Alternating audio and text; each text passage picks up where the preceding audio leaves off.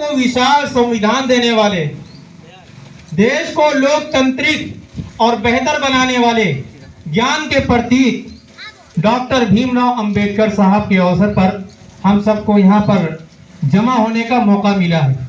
इस मौके को गनीमत जान करके आपसे बेहतर बात करने की कोशिश करता हूँ।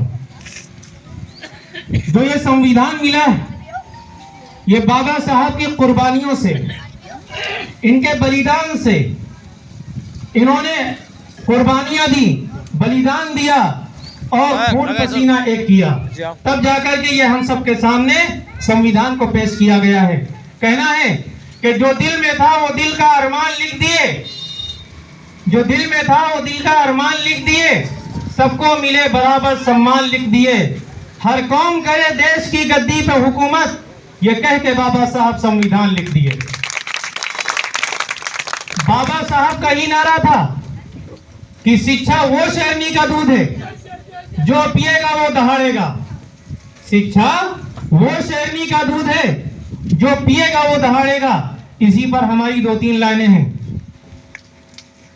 पढ़ के डॉक्टर अंबेडकर बने हैं, पढ़ के डॉक्टर राजेंद्र बने हैं, पढ़ के अब्दुल कलाम बने हैं, पढ़ के कल्पना चावला बनी है।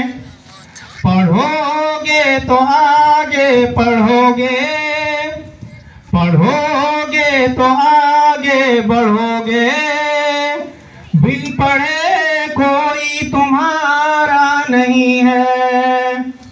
अपने बच्चों को शिक्षा जरूर देनी है। एक वक्त हम भूखे रह लेंगे, लेकिन अपने बच्चों को तालीम जरूर देना है। बाबा साहब के पास 32 डिग्रियां थी, 9 भाषाओं का ज्ञान था, लेकिन आज हमें पाकिस्तान के नाम पर दहशतगर्द बता दिया जाता है।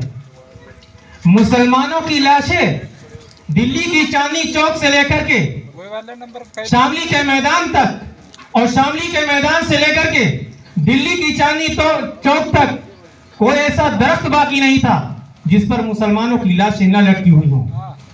मुसलमानों ने इस हिंदुस्तान की सरजमीन के लिए अपने सरों को कटा दिया, अपना बलिदान दे दिया। आज हम ही गद्दार हो गए? नहीं, पहले तालीम से आपको मोड़ दिया जाएगा, फिर किसी जुर्म से जोड़ दिया जाएगा, हाथ से हाथ की जंजीर बनाकर निकलो, वरना धागे की तरह तोड़ दिया जाएगा। आप तालीम अपने बच्चों को जरूर दीजिए, बगैर तालीम के कुछ नहीं है। बाबा साहब के पास अगर शिक्षा न होती, डिग्रियां न होती, 9 भाषाओं का ज्ञान न होता, तो बाबा साहब भी टूट चुके होते। लेकिन आज जहां पर हम खड़े हैं, ये बाबा साहब की एक तस्वीर नहीं है, बल्कि बाबा साहब का दिया हुआ एक संविधान। हमारे में एक ग्रंथ है जिसका नाम कुरान है, कुरान मजीद।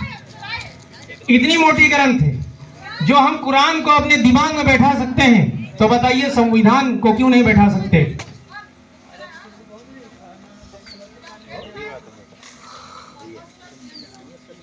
संविधान चले ना, संविधान रहता तो कोनो हतबे की